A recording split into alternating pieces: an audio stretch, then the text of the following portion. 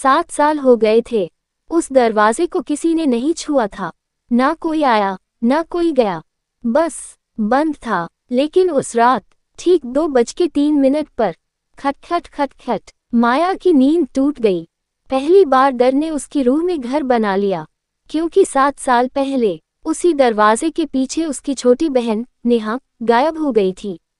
कोई जवाब नहीं मिला था, ना आवाज, न चीख, न कोई सुराग। और अब 7 साल बाद वो दरवाजा फिर से खटखटा रहा था। माया ने कांपते हाथों से दरवाजे की कुंडी खोली, और सामने जो था वो इंसान नहीं था। हर रोज स्कूल जाते वक्त आरव एक बूढ़े भिखारी को देखता था, झुकी कमर, कांपते हाथ, लेकिन आंखों में सुकून। एक दिन आरव ने अपनी टिफिन की एक रोटी उस बूढ़े को दे दी, बस यूं ही, बिना किसी उम्मीद के। बूढ़ा मुस्कुराया और बोला, बेटा, जो तूने आज दिया है, वक्त आने पर तुझे मिल जाएगा। आरव हंस के चला गया। सालों बीत गए, आरव बड़ा हो गया। इंजीनियरिंग की पढ़ाई पूरी की, जॉब के लिए इंटरव्यूज दिए, लेकिन कहीं जॉब नहीं मिली।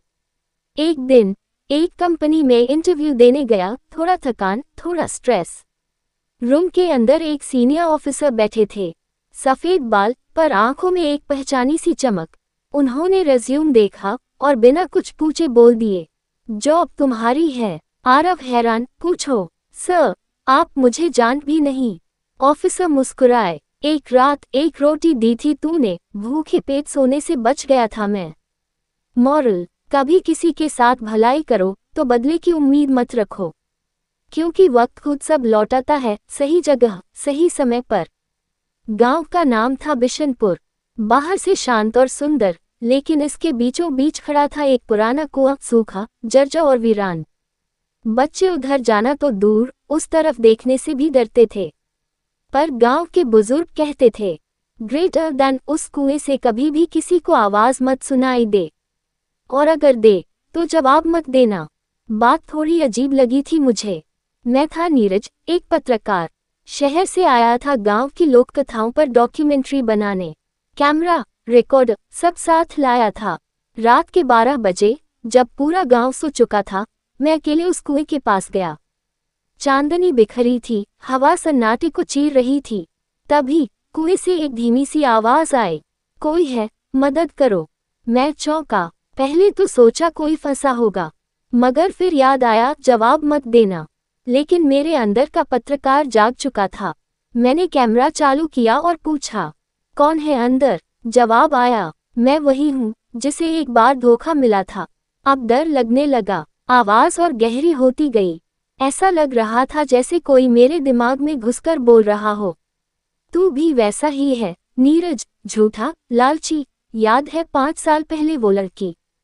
मैं सन्न रह गया। किसी को कैसे पता? मैंने उसे धोखा दिया था और वो आत्महत्या कर चुकी थी। मैं कभी किसी को नहीं बताया, ये राज था। अब कुएं से सिर्फ आवाज नहीं, सिसकियां आ रही थी, और एक छाया, धुएं सी, मगर इंसानी शक्ल लिए कुएं से ऊपर उठ रही थी। हर गुनाह लौट कर आता है। अब तेरी बारी है। मुझे बस इतना याद है कि मैं जमीन पर गिर पड़ा। सुबह गांव वालों ने मुझे उसी कुएं के पास बेहोश पाया, और मेरा कैमरा उसमें रिकॉर्डिंग चल रही थी। लेकिन रिकॉर्डिंग में सिर्फ एक चीज सुनाई दी, सच से भाग मत, वरना कुआं तेरा इंतजार कर रहा है। मॉरल, जो गलत किया गया है वो कभी न कभी लौटता है, चाहे दुनिया देखे या न देखे। अपने कर्मों से कोई भाग नहीं सकता।